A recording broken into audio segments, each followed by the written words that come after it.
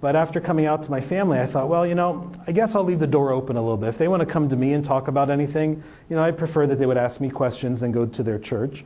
And so I left the door open. But, every time I would speak to them, they would say horrible things to me. They would call me names like sinner and tell me that I was going to hell and speak to me in ways that it was just rude. And I started feeling uncomfortable because I had been taught that, if somebody's related to you, they're allowed to do and say whatever they want because it's blood relative, right? That's what we kind of get the impression of. I started thinking, I don't think that's correct. I don't think that just because you're related to somebody, you should get a pass and be able to do and say whatever you want.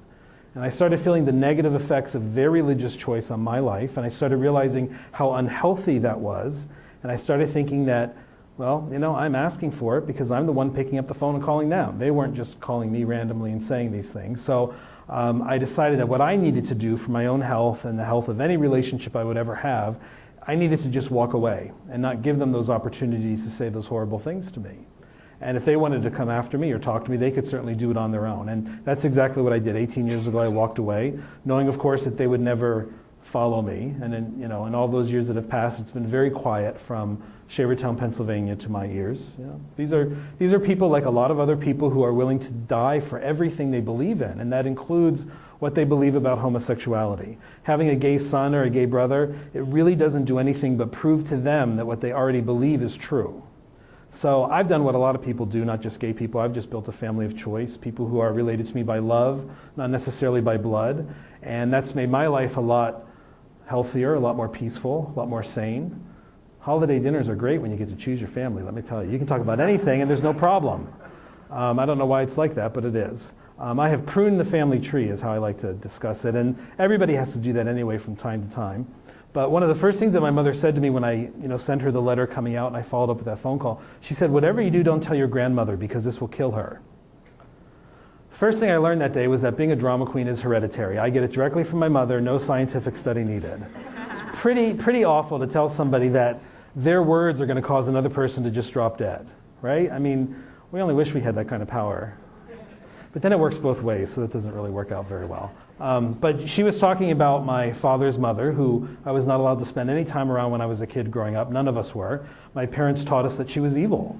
The biggest thing was that she wasn't a Christian, so that would have been enough. But then she also did other evil things. She wore makeup, she wore earrings, she wore pants.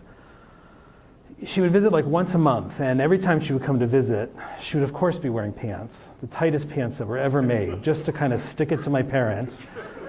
But without fail, my mother would be right there at the front door with a skirt on a hanger, and she would make her change on the front porch before she entered their house. And I share that with you so you can understand that my parents were singing Looney Tunes long before I ever came out to them as gay. They had much more important things happening, like women trying to get into their house wearing pants. So needless to say, I didn't know this grandmother because we weren't allowed to talk to her, even when she was in the house during a visit. But about 5 months after coming out to my parents and sisters, she called me. I'd never spoken to her on a phone before, but she said she was going to visit a friend in Phoenix and wanted to come to Los Angeles. And I couldn't think of a reason why she couldn't come to visit. She was making an effort to reach out to me.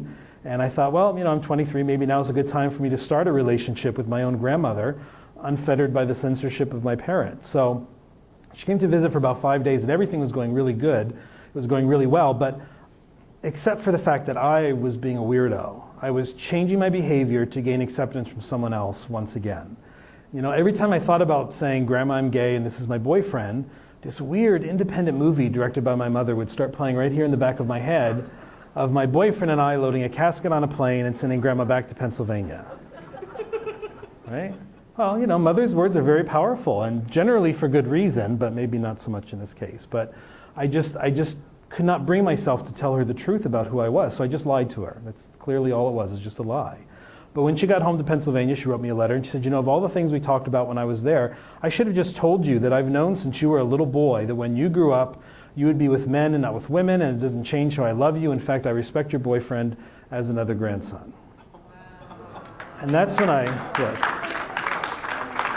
I realized that my parents had lied to all of their kids about her. They had taught us that she was the wrong kind of person when in fact that simply wasn't the truth. She was the right kind of person. And so when I decided to walk away from my parents and sisters all those years ago, it was very easy for me to focus a great deal of energy and attention on building a relationship with my grandmother, the woman who had been waiting most of my life up to that point to show me what real love and real family was all about. And like a lot of kids that grow up in fundamentalist homes, I had never experienced any of that. You know, most people, if you grow up in a, I don't want to say normal, but if you grow up in a regular home, you absorb things naturally from your parents, which is what helps make you the person that you are. And us kids that grow up in fundamentalist homes, for the most part, we don't absorb things from our parents that we should, because those things aren't even in existence in our parents' lives. So, you know, how to be a kind, decent person, how to make good decisions, how to have empathy. I got none of that when I was a kid growing up. But once I was able to start this relationship with my grandmother, I was able to kind of play catch up on all those things and absorb them from her. So that was a really important part of my whole process. So I lived in Los Angeles for about 9 years, and after earthquakes and fires and mudslides and riots, I grew kind of tired of being there. I worked for a couple of really big companies, and I just felt like it was too conservative in California. And a lot of people used to roll their eyes and not understand that when I would say it. But then we decided to let the people of California vote on gay marriage. And then people started understanding exactly what I was talking about. You still can't get married in California. That's one of the reasons why I left. I just wanted to live somewhere where I didn't have to fight every day. So I moved to Seattle, which is where I've lived ever since, or Southern Canada, as we call it. Let me tell you, those federal civil rights for gay people in Canada, they just come wafting over the border into Seattle. It's like living next to a bakery. It just smells so good. That sense of freedom is like just, 100 miles that way. It's unbelievable. But about a year before I left Los Angeles, I was in our apartment. I was in a closet, literally, cleaning it out. And in this closet, I found all this stuff from when I was in college. And I was getting very sentimental, and I was going through the yearbook trying to pick out who I thought was gay. I was right about everybody, by the way. I have really good gaydar then and now. So I always like to say I'm available for parties. If you want me to come and scan the room, it's a good time. It's a really good time. I was also like, as I was going through this stuff, I was like, gee, I wonder what happened to the women's softball program at Jerry Falwell's University between 1986 and 1988. And then I remembered that in 1986, they all got on a bus and went to a softball tournament at Randolph-Macon's Women's College. And then they just never came back. The grass might be greener on the other side. And it was so strange because the whole program, the coach, everybody was just gone overnight. You never saw or heard from them again. And it took the school about 2 years to reinstate the women's softball program because they realized that perhaps some of the players might be lesbian. That was a revelation to them. But they had the same thing happen at his school with men's wrestling. It took them 12 years to reinstate men's wrestling program at Liberty University after they found out that there might be some gay men involved in the wrestling program. They just don't get it that we're in everything. They just don't understand that concept yet. But as I was going through that box, I also found a notebook, which was a book I had started writing back when I was a junior in college about how I was changing my behavior from gay to straight, how I was going to marry Patty Foose and move to Ohio. Bunch of crazy in that sentence. And I started feeling very uncomfortable. I thought this is so weird that I created a person just to gain acceptance from other people. So I took that notebook and I rewrote a lot of it with the truth about my life, and eventually that notebook became one of my books, which is called The Preacher's Son, which is this book here. And I don't know if you can see the cover picture very well, but this is me in second grade, and this photo is proof that just because you're gay does not mean that you can or should cut hair. These diagonal bangs that I gave myself are just not a really good look. But the funny thing is my mother gave me this purple tie to wear for these photos. It was a little clip-on, and then I wore it every day after that. If I was wearing a t-shirt, I had that purple tie on. And I come out to my family and they're like, oh, we didn't know you were gay. And I'm like, I'm cutting my hair while I'm wearing a purple tie. What else could I have done to, lay some groundwork? But I thought it'd be great if people would read the things that I had written. But right away I started getting a lot of emails and letters from people telling me they couldn't believe somebody was out in public talking about what it's like to be gay, go through religious schools, and what those schools can do as far as faith-based anti-GLBT bullying and persecution. And the people who were writing to me were themselves students at religious schools. They were really doing the same thing I had once done. They were looking for someone who could help jumpstart them in their own self-acceptance process. And I realized pretty quickly, as someone who had made it out of that burning building alive, that I had a responsibility to turn around and go back and try to rescue as many people as I could. And so in October of 1996, I started doing some work trying to figure out how students at these schools could be helped. And by January of 1998, myself and 2 other people took what I had started, and we formed a national nonprofit social justice organization, which is called Heartstrong. The mission has two parts. First part is pretty simple. It's to provide outreach and support to GLBT students at religious schools, grade school all the way through graduate school. Every type of religious school you can think of, so Muslim, Jewish, Catholic, Seventh-day Adventist, the whole gamut of religious education. Not just in this country, of course, but around the world. There's only one country on this planet that has laws to protect gay students in religious schools, and that's Canada. Other than that, they're fair game in every other country. In fact, in some countries, of course, they find out you're gay, they will put you to death. And you better be assured that those are the countries that don't even have public schools. They only have religious schools. Second part of our mission is to educate the public about what can and does happen in these schools. Most people, unless it's been part of your own experience or someone that you know, the thoughts about what might happen to a GLBT person in a religious school generally doesn't come across most people's radar. And of course, the media is to blame for that, because while they will talk a little bit about what happens to gay students in public schools, they're just really silent when it comes to gay students in religious schools. And we knew that going into this work, and that's proven to be true even to today. There's very seldom anything that's talked about the issues of GLBT students in religious schools. One of the first things we did when we formed Heartstrong is we formed an outreach team. We started driving around this country to do our outreach and our education work. And since then, we have just clocked over 488,000 miles that we've driven around this country doing our work. We really believe our work is a rescue mission. We believe that we can't go far enough or fast enough. There is a clock ticking on the emotional and physical lives of the students in these schools. And I mentioned our work as a rescue mission. I'll get back to that in a second. But it's never been more popular than it is today for parents to put their kids in religious schools anywhere in the world. The social acceptance of religious education has grown phenomenally in the past 10, 15 years. When I was a kid, the schools that my parents put me into, they couldn't have enrolled me into those religious schools unless they signed what they call a statement of faith saying that the parents agreed with the religion of the school. Now that's different. A lot of religious groups that run schools see the schools as a way to draw people into their religion, so they've changed their rules about a lot of things. In fact, 33% of the kids in this country going to K through 12 religious schools are coming from non-religious families. It's never happened before. So there's a whole group of young people who chances are good that maybe they wouldn't have been taught to hate themselves or hate other people in their home environment, but chances are really good that they're going to now get that in their religious school environment. So there's a whole group of people we shouldn't have had to think about reaching, but now we do. And that, coupled with the extreme growth of religious schools in this country and around the world, it makes our work more relevant today than when we started 15 years ago, simply because there's so many more people in these schools. And for the most part, there's a few exceptions, very few, but for the most part, religious schools are taking steps backward when it comes to the issue of having gay, lesbian, bisexual, or transgender students. They're not moving forward in general, and that's why we feel our work is a rescue mission. The students that we deal with go through horrible things. We have kids that are called up on stage in assemblies and publicly outed in front of all their peers. We have kids that are sent through electroshock therapy. One of the students that we were dealing with would actually go home after each one of his treatments and put his finger in an outlet in his parents' basement, thinking that maybe he just wasn't getting enough electricity. It's that idolatry of acceptance that I talked about me having. The willingness to do anything to gain acceptance from other people.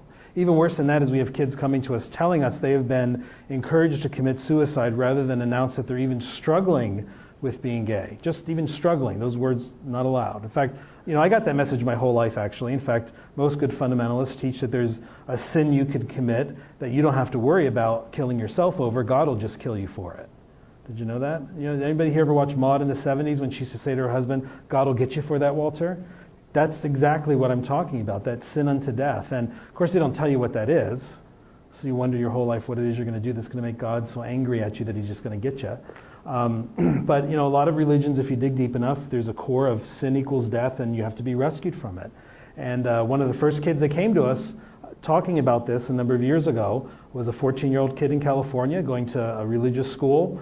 He had sat in a student assembly, and the minister who was speaking, the subject of his talk was sin, which obviously is an uncommon discussion in a religious setting. But the minister cracked his Bible to the New Testament where Jesus allegedly is talking about sin. I don't know, I wasn't there, so I don't know if he actually said it or not. But I guess because it's in red, that means it's somebody, I don't know. I don't know how we figured that out, because some of those people barely had wheels and fire, and we're trusting them to give us information like that. But anyway, where he cracked his Bible, Jesus talking about sin, where he says, if your eye causes you to sin, you should pull it out of your head. You all read this? If If your hand causes you to sin, you should cut it off. It's better to enter heaven maimed than not enter heaven at all. And the minister said, if you're somebody who's struggling with homosexuality, you need to end your life right now so you can actually get into heaven, rather than to keep living your life, perhaps accept yourself as a gay person and wind up going to hell. I remember being 14 years old. I remember thinking every day about killing myself. If my parents would have cracked their Bible and said, oh, look what Jesus said, that would have been the kick I actually needed to go through with what I was thinking about every single day. Horrifically irresponsible information. And we found this information not just coming from the mouths of teachers and school leadership. We found it also in books and on website, all centered around that idea that sin equals death and you have to be rescued from it. So therefore, if you're struggling with the sin of homosexuality, you need a way out. And really horrible stuff. But that's why we feel our work is a rescue mission. We know that we have to be louder than the voices that these students hear every single day, almost every hour of their life. Since starting our work back in 1996, we have directly assisted well over 1,500 students from these schools. These are people who have come to us looking for hope and help, and not only have they learned how to love and accept themselves as they are, they've then learned how to move on and live their lives in much healthier and safer ways. And that's a huge number for us. We're an all-volunteer organization. We have no money, so the fact that we could reach even one person is amazing to us, let alone as many people as we have. And we just maintain our perspective. Oh, thank you. I tell you, it's the least popular thing I could probably do with my time, but as anybody who does good work knows, usually the least popular thing is the right thing that you should be doing. So that's how I feel about it. And the students that we help come from all different religious backgrounds. Heartstrong is not a religious organization. We're just like PFLAG or any other number of groups, and we feel that allows us to be successful in reaching students from just about every religion you can think of. We've had them come to us, and that's an open door to them rather than feeling like it's only for one specific group of people. We also hear from students around the world. There's really almost no place that we haven't had somebody come to us looking for hope and help. And what we found over the years is that regardless of the theology or the geographic location, when it comes to the oppression of GLBT people or the bullying or the terrorizing or the persecution, that always seems to be the same. And that's why we feel really strongly about making sure the students understand that we're open to anybody who comes to us for help.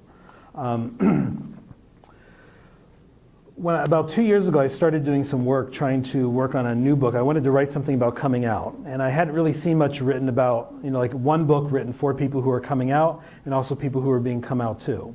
And as I started working on this, I thought, well, this might be a great project. We can take an electronic copy of this book when it's done, and we can just email it to every religious school counselor, just to maybe plant some seeds, maybe find a hidden ally, maybe find somebody who then could pass on good information to people that come to us. You never know what your seeds are going to do.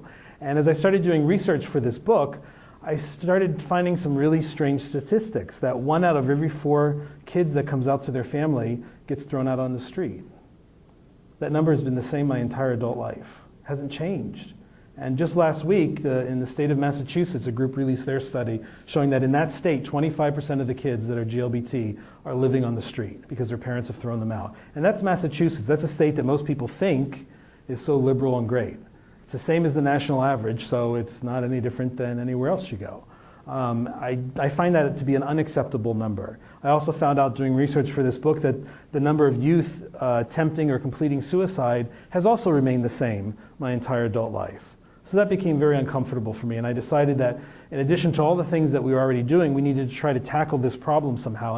And we knew that a lot of kids that grow up in these types of religious homes, their parents can't afford to send them to religious schools, or if they do go to religious schools and they get kicked out for being GLBT, the parents are then forced to enroll them into public schools because religious schools won't take them for the most part. So we thought, maybe what we need to do is do something that gets sent to every school counselor, whether it's public, private, or religious. And so we developed what we call Heartstrong's Youth Empowerment Project. And starting in September, next month, every school counselor, whether it's a public school, private school, or religious school, will receive our 48-page educator's guide, which includes completely all new material that's never been presented to anybody before about these issues. Included is a digital copy of the book that I wrote called It's Not About You, Understanding Coming Out and Self-Acceptance. And we're giving it to them, as a gift. We're not demanding a sit-down. We're not trying to do anything else, because there's already enough groups trying to do that good work. People trying to start gay-straight alliances or people working with school boards. We didn't feel like we needed to duplicate what was already done. So these educators' guides will be given to every school counselor at no charge with no strings attached. Just a way to plant seeds, because we really need to get those numbers to come down. 1 out of 4 is just not acceptable in 2011. Maybe in a couple of years we can move it to be 1 out of 5 and then 1 out of 6, kind of widen that a little bit. But it's just not acceptable in this day and age for that to be the same my whole adult life. And I've been obviously an adult for 5 years or so now.